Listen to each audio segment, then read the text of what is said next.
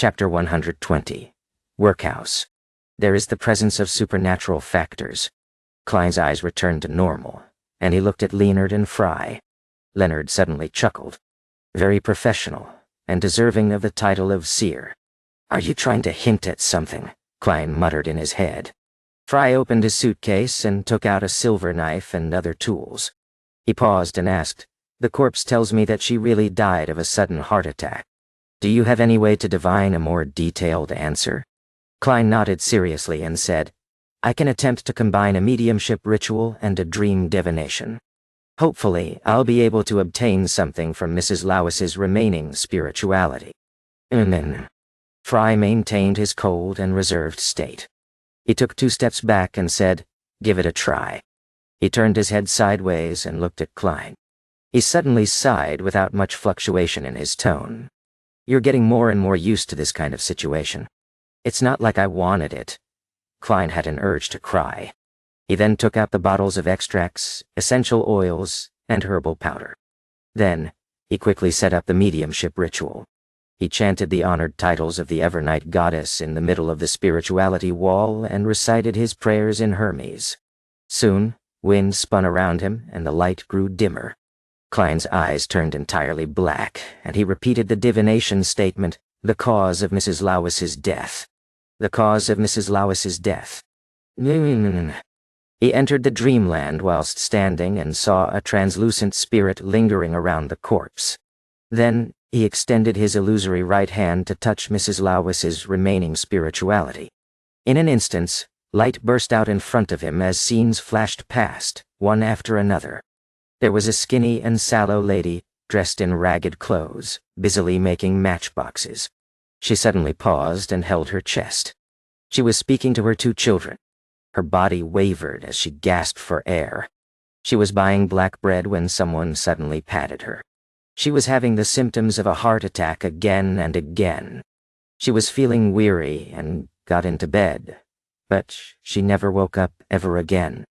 Klein observed every single detail, intending to look for a trace of the supernatural factor. But when everything ended, he still hadn't gained any clues. As the blurriness shattered, Klein left the dreamland and returned to reality. He dispelled the wall of spirituality and said to the waiting Fry and amused Leonard, there were no direct symptoms. Most of the scenes revealed that Mrs. Lois had a heart ailment a long time ago. The only scene that was different was when Mrs. Lois was patted on the back by someone. The hand was fair and slender, apparently a woman's. For such a family, they wouldn't go to a doctor unless they're very, very sick. Even if they were to queue at a free charity hospital, time is not something they can afford to lose. A day without work might mean no food on the table the next day. Dapper, what are we? Leonard sighed emotionally like a poet. Fry looked at the corpse on the bed and sighed lightly. Before Klein spoke, Leonard quickly got out of his pensive state and said thoughtfully, "Are you implying that the supernatural factor came into play when Mrs. Lois was patted? It came from the slender hand of a lady or madam?" Klein nodded and replied, "Yes, but this is merely my interpretation. Divination is always unclear." The conversation ended. He and Leonard stepped back to the other side of the bed and allowed Fry to take out his tools from his suitcase without any disturbance, so he could do a further examination. After Fry was done, they waited as he packed up his tools. After cleaning up and covering the corpse, he turned around and said, "Her death was caused by a natural heart disease.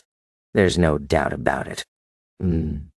Upon hearing the conclusion, Leonard paced back and forth. He even walked to the side of the door, paused for quite a while before saying, "That's it for now. Let's head over to the workhouse in Westboro. We'll see if we can find other clues. Maybe we can link the 2 incidents together." "Okay, we can only hope," Klein agreed, still filled with puzzlement. Fry picked up his suitcase and while skipping and walking, he carefully went across the 2-floor mattresses without stepping on anyone's blanket. Leonard opened the door and walked out of the room first. He told Lois and the tenant, "You can return home now." Klein thought for a moment before adding, "Don't be in a hurry to bury the body. Wait for another day, as there might be one more thorough examination." "No, All right, officer. Lawis bowed lightly and replied in a hurry. Then, feeling numbed and lost, he said, Actually, I don't have the money to bury her just yet. I have to save for another few days, just a few more days. Luckily, the weather is turning cold. Do you... Klein was shocked and asked, You plan on letting the corpse remain in the room for a few days? Lawis forced a smile and replied, Yea, thankfully, the weather became colder recently. I can move the body onto the table at night. When we eat, I can carry her to the bed. Before he finished what he had to say, Fry suddenly interrupted, I've left you money for the burial next to your wife. After saying those words in absolute calmness, he exited the apartment directly, unbothered by Lawis's shocked expression and gratitude that followed. Klein followed closely and thought of a question. If the weather was still as hot as June or July, how would Lawis deal with his wife's corpse? Pick a very dark night with strong winds. Throw the corpse into the Tussock River or the Coy River. Or just dig a hole and bury her? Klein knew that the law requiring a cemetery burial had been established more than 1,000 years ago, at the end of the previous epoch. The 7 major churches and imperial households from each country had approved the law in order to cut down on the number of water ghosts, zombies, and restless wraiths. Each country provided free land, while each church was in charge of keeping watch and patrolling. They only charged minimum fees for cremation and burial in order to pay for the necessary labor force. But even so, the truly poor still couldn't afford it. After leaving 134 Iron Cross Street at Lower Street, the 3 Nighthawks and Bitch Mountbatten parted ways. Silently, they took a turn to the nearby workhouse in Westboro. As they got closer, Klein saw a long queue. It was just like when the people from the foodaholic empire on Earth queued for a shop that gone viral on the internet. The place was packed. There's about 100. No, closer to 200, he muttered in surprise. He saw the people queuing were in tattered clothes with numb expressions. They only occasionally looked towards the door of the workhouse impatiently. Fry slowed down and said coldly, There is a limit to the number of homeless poor. Each workhouse will accept daily. They can only take them in based on the queue order. Of course, the workhouse will examine and refuse entry to those who fail to meet the criteria. No one may. The economic recession in the recent months has played a part too. Leonard sighed. Those who don't manage to queue will have to figure out a way of their own, Klein asked subconsciously. They can also try their luck in the other workhouses. Different workhouses have different operating hours. However, each one has the same long line. Some of them would wait from 2 in the afternoon. Ganate. Fry paused. The rest of the people mostly starve for a day. Then, they lose their ability to find a job and fall into a vicious cycle that leads directly to death. Those who can't withstand the hardship end up losing their struggle to stay on the good side of the law. Klein fell silent for a few seconds before letting out a sigh. The newspapers never publish any of this. Mr. Fry, I hardly ever hear you speak so much. I was once a pastor in a workhouse of the goddess. Fry maintained his cold attitude. When the 3 of them arrived at the door of the workhouse in Westboro, they showed their identity documents to the doorkeeper, who was eyeing the queers arrogantly before they were taken into the workhouse. The workhouse was transformed from an old church. There were mattresses and hammocks all over the mass hall. The pungent scent of sweat mixed with the smell of athlete's foot permeated every corner.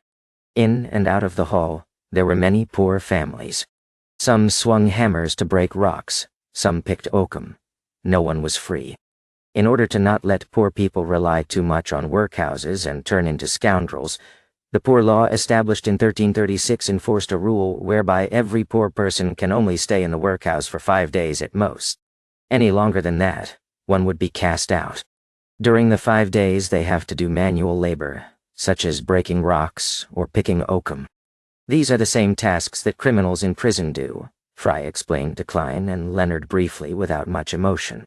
Leonard opened his mouth, and no one was sure if he was teasing or explaining when they leave this workhouse, they could go to another one. Of course, they might not be able to move in. Perhaps, to some people, poor people are like criminals. Picking oakum? Klein was quiet. He didn't know what else to ask. The fibers of old ropes are actually a great material to seal the gaps in boats. Fry stopped and found a burnt mark on the ground. A few minutes later, the director and pastor of the workhouse rushed over. They were both men in their 40s. Salas started the fire here and only burnt himself to death? Leonard asked, pointing at the ashen mark on the ground. The director of the workhouse was a man with a broad, bumpy forehead. He scanned the area where Inspector Mitchell was pointing with blue eyes and nodded in affirmation. Yes. Before that, did Salas act strangely in any way? Klein asked. The director of the workhouse thought and said, according to the person that slept next to him, Salas had been chanting, "The Lord has given up on me. The world is too filthy. I have nothing left," stuff along those lines. He was filled with resentment and hopelessness. But no one expected him to break all the kerosene lamps and start a fire to burn the place down while everyone was sleeping. Thank the Lord, someone found out in time and stopped his wicked act. Now, Klein and Leonard then found a few people who had slept next to Salas the night before, and they also found the guard that stopped the tragedy. However, those people didn't have anything new to tell them. Of course, they used spirit vision, divination, and other methods to check if any of the people were lying or misleading them. It seems that Salas Long had the idea to take revenge and self-destruct. It seems to be a very normal case. Leonard waited till the director and the pastor left to express his opinion. Klein pondered and said, "My divination tells me that there wasn't any supernatural factors influencing this case. Let's eliminate Salas's fire case temporarily," Leonard concluded. Just then, Fry suddenly said, "No, maybe there is another possibility. For example, Salas acted at the instigation of someone else, a beyonder who didn't take any supernatural measures." Nataman. Klein's eyes lit up as he echoed, "It's very possible, such as the instigator from before. Instigator Triss. But that wouldn't have any connection with Mrs. Lois's death," he thought, creasing his eyebrows lightly.